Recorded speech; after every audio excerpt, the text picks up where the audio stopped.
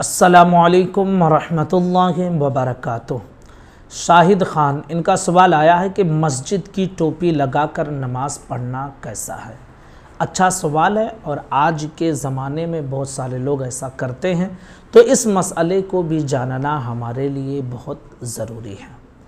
सबसे पहली और बुनियादी चीज़ आप ये समझ लीजिए कि मस्जिद में जो टोपी रखी जाती है वो या तो मस्जिद के ट्रस्टियों की तरफ से रखी जाती है ख़रीद कर, या तो मस्जिद के अमाउंट से, ठीक है, और या फिर कोई इसाले सवाब के लिए मस्जिद में टोपियां पहुंचा देता है। मकसद ये होता है कि जो मस्जिद में नमाज़ पढ़ने के लिए आ रहे हैं वो इस टोपी को लगाकर नमाज़ पढ़ें, यही उसका मकसद है।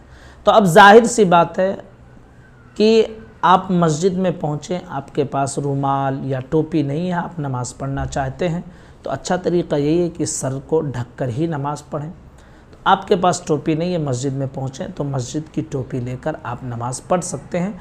आपको किसी से पूछने की ज़रूरत नहीं है कि आप इमाम साहब से या बानी साहब, मुअज्जिन साहब से पूछें या फ़लाने से पूछें कि ये टोपी लगा सकता हूँ कि नहीं, क्योंकि मस्जिद में वो चीज़ रखी गई है, तो मस्जिद की नमाजियों के इस्तेमाल के लिए वो चीज़ रखी गई है, ठीक है। ये मसला था जो आपके सामने मैंने क्लियर किया, लेकिन इसके साथ साथ आप ये समझ लीजिए कि हम और आप जो है नमाज़ पढ़ने के लिए जाते हैं तो हमें कोशिश ये करनी चाहिए कि हम अपने पास टोपी ख़ुद रखें। मस्जिद में हमारे आम तौर पर प्लास्टिक की टोपियाँ या खजूर वाली टोपियाँ रहती हैं जिसकी साइज़ काफ़ी बड़ी रहती है। अक्सर व बेशतर नमाजियों के सर पर वो बड़ी पड़ती है और जब वो नमाज़ पढ़ते हैं तो वो गिरती रहती है, और नमाजी जब उसको लगाते हैं तो देखने में भी अच्छा नहीं लगता है। हम खुदा की बारगाह में हाजिर हुए हैं तो जितना अच्छा संवर कर हम हाजिर हो सकते हैं हाजिर हों।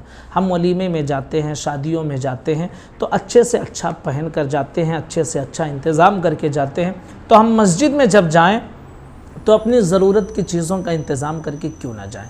हाँ, किसी के साथ कभी ऐसा हादसा हो जाए, मजबूरी है, तो भाई अलग मसला है, लेकिन रोज़ाना का इस तरह मामूल बना लेना और वही जो है खजूर वाली और चटाई वाली टोपी या फिर प्लास्टिक वाली टोपी पहनकर नमाज़ पढ़ना और बार बार सर से गिरता रहे, एक तो लगाने में अच्छी नहीं लगती है वो टोपी।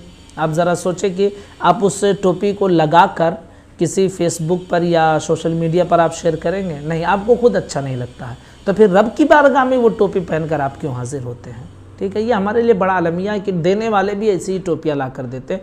बहरहाल मैं तो जहाँ हूँ, हमसे कोई अगर मशवरा लेता है इसके हवाले से तो हम उनको जो है ना अच्छी वाली टोपी जो सूत की बनी रहती है, धागों की बनी रहती है, ऐसी टोपी लाकर रखने का मशवरा देते हैं अगर हमसे कोई पूछने के लिए आता है।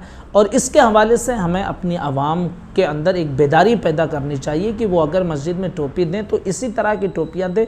ये खजूर और प्लास्टिक वाली टोपियां ना अच्छी लगती हैं और ना किसी के सर पे आती, अक्सर व बेशतर ये नमाज में गिरती रहती हैं जिससे नमाजी भी डिस्टर्ब होता है। तो ये चंद बातें थी जो मैंने चाहा कि आपके सामने इसको भी क्लियर कर दिया जाए।